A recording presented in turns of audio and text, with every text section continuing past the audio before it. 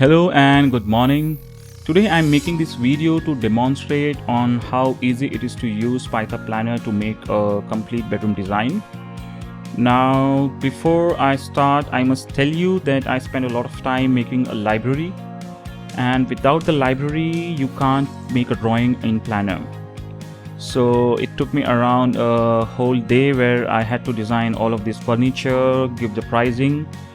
But the best part is once the design is done, it's super easy to make a quotation, make estimates, get the material resource planning report, and then with few clicks I can make a decent rendering as well. So I'll be demonstrating today the basic ray tracer and not the high-end Radiolab. And let us quickly start with the top view. And I'll go in my wall command where I'll be making all of my wall planning. So I'll make quick walls here. The thickness I'll give it as 150 and the guideline will be to the right hand side. I click on the OK button and I start designing my wall from the origin. I'll stretch it all the way up until 3300. All the sides are in mm. And I confirm with my left mouse button. I'll move it to the right hand side and I give it the size as 5 meters. I have a choice to close here with the right mouse button and I can restart the wall command again. Now the reason I'm making the walls in two parts is for the ease of use, where I can hide one of the part of the wall and do the better planning from inside. So let us go to wall again, and this time whilst I'm doing the walls, I'll add the flooring and ceiling to it. So I click here and I bring it all the way to the x-axis and I join my walls here. I close the command with the right mouse button. Now this gives me the room with the ceiling, flooring and the walls. So I'll hide my ceiling and flooring. I'll say make invisible with equal thickness. I select a sample and then I could hide my flooring and ceiling. So let's quickly add a column and a beam to complete the room structure. So I'll add with a column and the size I'll give to the column will be 300. The height I'll keep it same. I don't need a flooring and ceiling for the column. And I can start making a column from this point and stretch it all the way up until 600. Okay, and I can close the command. I'll go to the wall function again and I'll add a beam. Now the reason I'm giving all this name is to keep my drawing organized, so when you see the codes or estimates and the reports, then you know what size your beam is and your column is. Otherwise your report become very untidy with walls everywhere. Now for the beam, it should be horizontal and it should be at the ceiling level. So the thickness I'll keep it as 300 and the height of my beam I'll keep it as 300 as well. The base height is how far from the flooring I want my beam to be. So I can keep this thing at 2500. And I say okay, but before that I'll say I want the guide from the left hand side so that I can start from here. And I can stretch it all the way up until this point. Now I close this command and I can do some more planning. So the more planning part would be to add a paint to the wall, to add a skirting. So let us start by putting some paint on the wall. Now I'll say wall paint here and I'll give the thickness for my paint as 5 mm. The height will be the same as that of my wall and the guideline I'll keep it to the left hand side. I click on OK and I go in my top view. I start painting my wall from here. Now if you see, there is a small thin layer of a paint which I made just now and I can stretch it all the way up until this end of the wall. So why do I want to paint the wall? I can also apply the texture for sure, but adding a paint would give me a better report, a better square feet area of the paint required, and that would come handy when I am estimating and making a budget of this project. Now there is another way where I can bring on a paint. So that is, I can go to my civil library and I can say I want to use a paint without putty. So I'll just drag and drop. So the width should be 5 meters. That's what I know. And I can say here that I want to snap this paint from the center, so I'm holding it from the center, and by pressing the shift key I can just snap it to this face. So let's go to the wall function again and finish off the paint to this part as well. So I'll start from here and I'll go all the way in the y-axis up until here. So I'm showing you multiple ways of making the paint. Now the same way I can go in my top view and I can go to the wall command, and here I would say I want to put a skirting here. So I would say wall skirting, and I'll keep the guideline as left hand side. The height of my skirting I'll keep it 100 and the base height would be 0. So I click on OK and I start from the start point of my paint. So I can just stretch this and bring it all the way up until here and bring it all the way down and then connect it up until here. So I need to do the solids off so that I can just come in all the way down below my beam, and then I can stretch it to the columns. So I'll just right click here and I'll continue again and also bring it all the way up until here. So if you see the room in 3D with solids off, I made a skirting, I applied paint on the 3 sides of this wall, and let us do some more planning like putting doors and windows. So for that we have a very easy and quick library. So we go in the top view and I go and select my window. I'll make sure that I don't want to rotate this because I'll be putting on this wall, and I just click one of this edge. So I click here, and the same way I'll go to my door and I say I want to put my door here. So when you apply the doors and the window, you will see I get the holes in my wall, in the paint, and also in the skirting automatically. That's the advantage you get when you use the wall function. And of course you can do the movement of your door as well and bring it to a precise location. So let's say if you can just select all of this and you can extend this area, and you can say that I want to put this block up until a corner and bring it around 500 from this corner, so you get a precise size where you want to move this door. Okay, same thing you can do for the window as well. Now the next part I'm going to do is apply some gypsum. So for this I made a sample example.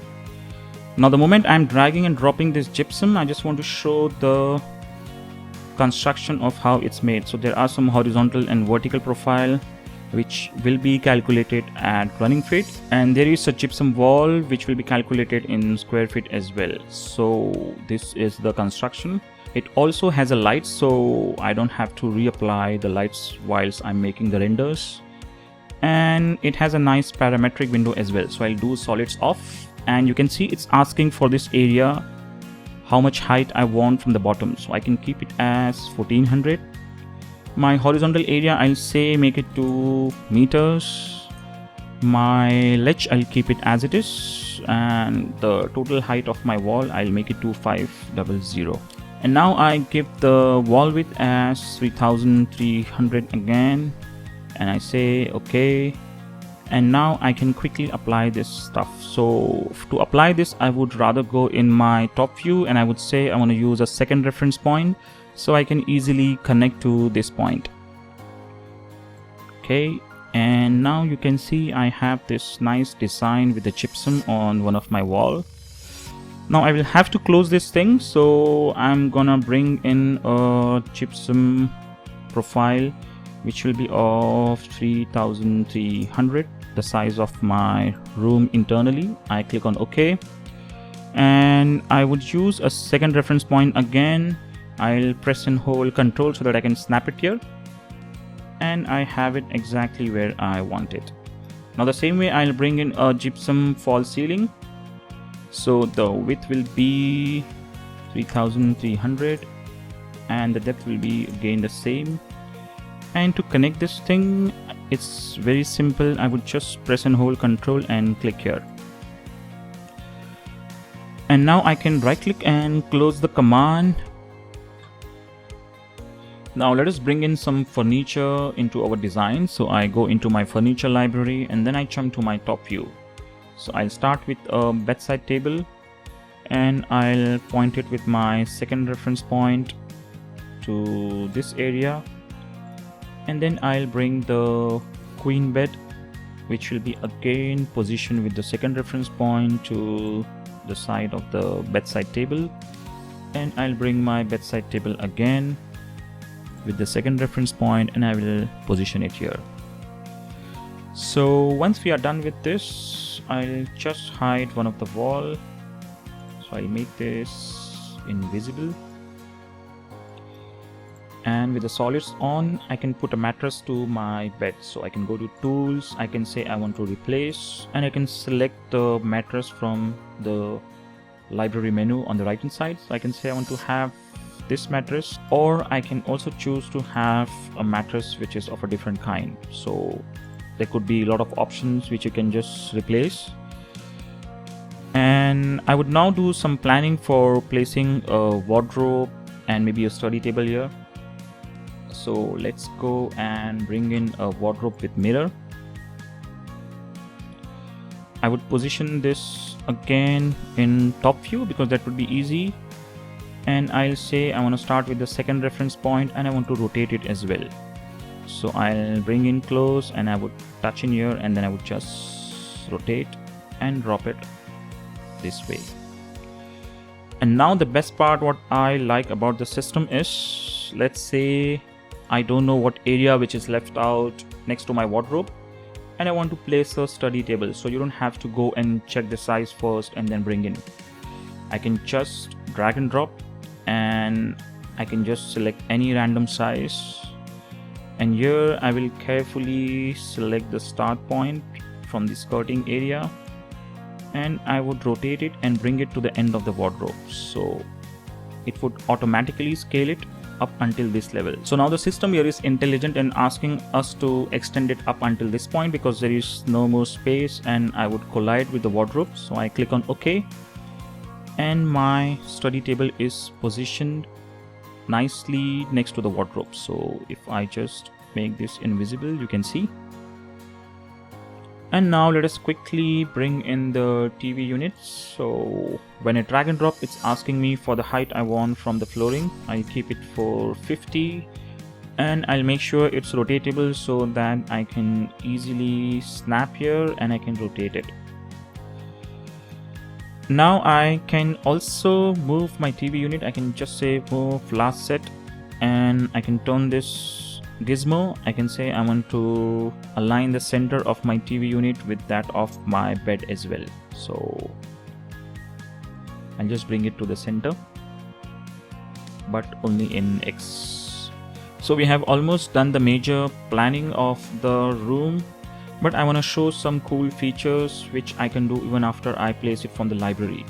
So let us say I'll make my wardrobe exclusively visible and I'll say groups on so that I select one part and whole of my wardrobe will be selected.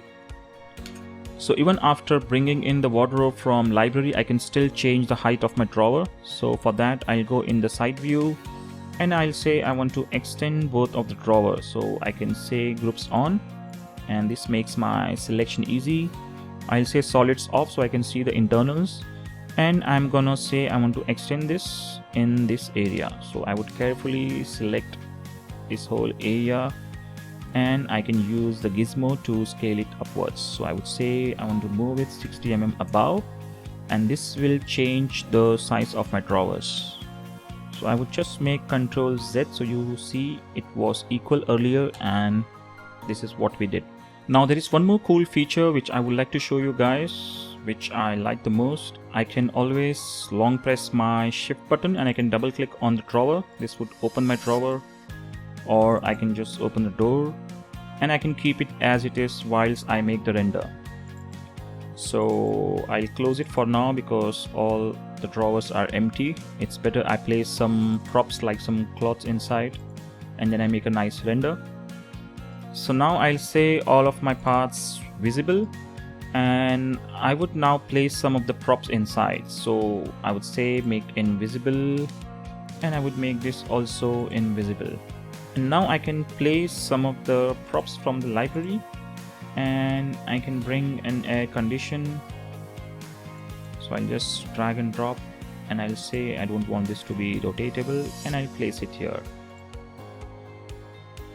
I can also bring a ceiling fan, and for this I'll have to press Ctrl because I want to place it in the center of my ceiling, so I can just snap it.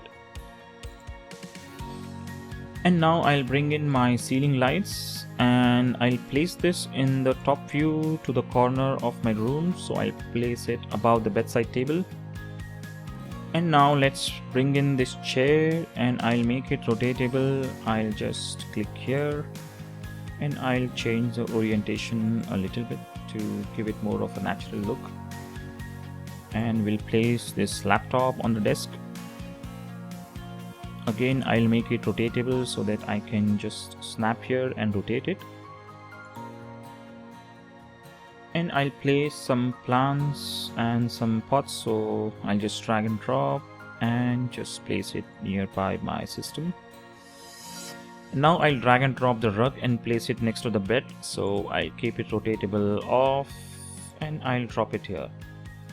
I can place this lamp next to the bed on the bedside table. So the scene looks almost complete, and now I can place on some ceiling lights. So I'll drag and drop my ceiling lights, and I'll just drop it here. And I can drop one more ceiling light on this corner. Now before I make the estimate, I would rather keep this scene on the render, and since the room is quite small, I would make a 360 view. So this is how it looks from inside, and I can put some materials on the flooring. So I would go in my material library, and I say I want to assign the material on the floor, and I want to also assign the material on the skirting. So safer side, I would say equal name, and I would select the skirting again. So I make sure that all of my skirtings are selected, and I just give a material from my standard library. So I can give a marble or maybe a sandstone, and I just say okay. Now before I start my render, I would also add a background. So I would say that I want to just add some scene outside the room, and I can go with the Chinese garden. So to see the preview of the Chinese garden, I'll go in view, and I'll say I want to see the preview outside my window. And now I can just rotate my scene. I can also turn on my X-ray mode, so I can see the scene very easily what I'll be seeing outside my window. So I'll stick to this view, and I'll click on OK, and now I jump back to the normal view. So let us start with the first render view to just check the quality, and the quality looks quite okay. I'll just close it and go with the 360 view now. So for the 360 view, I'll just adjust my camera and come in the center of the room, and now I can just right click and say render high resolution in panorama. Now whilst we are waiting for this render to happen, I'll just jump to the quotation part. Now to make the quotation, I should make sure that all of my informations are filled in project header, like the customer name, designer, contact. And once I'm done, I'll go to the part list, and I'll click on the bit command. So the moment you click on bit, you will be redirected to the browser and on the quotation landing page. So the total code for the bedroom is 4,68,000, and I can go to the reports and check all of the category and the individual item based on each category. So this is the report for each banding. These are the fittings I'm using in, and this is the gypsum flat report, which is based on square feet, and this is the running fit report for my gypsum. And these are the hardwares which I'm using. These are the linear strip lights, and these are all the boards which I'm using in the project. These are some of the other materials. and some of the other small auxiliary items like my TV, my plant and the chairs, etc. This is the cost for the wall paint I'm using. So let us just go back and see a report which I'll be presenting it to the customer. So I can go to the room report, and here I'll see the organized report, the cost for the bedside table, the cost for the queen bed, the cost for the wardrobe, the study table, the TV unit, and these are the extras which I'm charging to the customer. And this is what we are charging for the civil area. So I'll just close this. And the best part is I can just go on the optimization and I can say I want to see how the boards are optimized. This gives me the number of sheets required to make this project. So I'll need around 19 boards, and I can just check the output of each of these boards. So this is how the panels will be placed, and it gives me the wastage area, and I can just get it printed and give it to the production guy. I can as well go back to the quotation and close the order. So I can say I received the order, and I can put in the advance amount and maybe some notes here. And once I save this thing, then I will have a gentleman with the material resource planning on the left hand side. So this gives me the complete detail about what material is required for producing this bedroom. And these are the boards which will be required. Then I have this laminates, the glue quantity for the boards, and then I have edge banding, number of fittings, and these are some of the process which I'll be using, like the hours to produce this. And I can also get the assembly and installation cost. So I can just do a Control P and get it printed on the paper. And I can also go to the discussion and open a discussion with some of the teammates from the office. So let's say if the order is closed and I want to write it to the production guy a note, maybe please check the back groove. And I can also attach a file here, and I can put the title as production check. So the guy who is into V.25 will be getting a message and an email as well, and I can upload the file here as well. So that was all about design to estimation part. And of course there are a lot of other options like amendment of the quotation, which can be done right away here itself. I don't have to go to the design.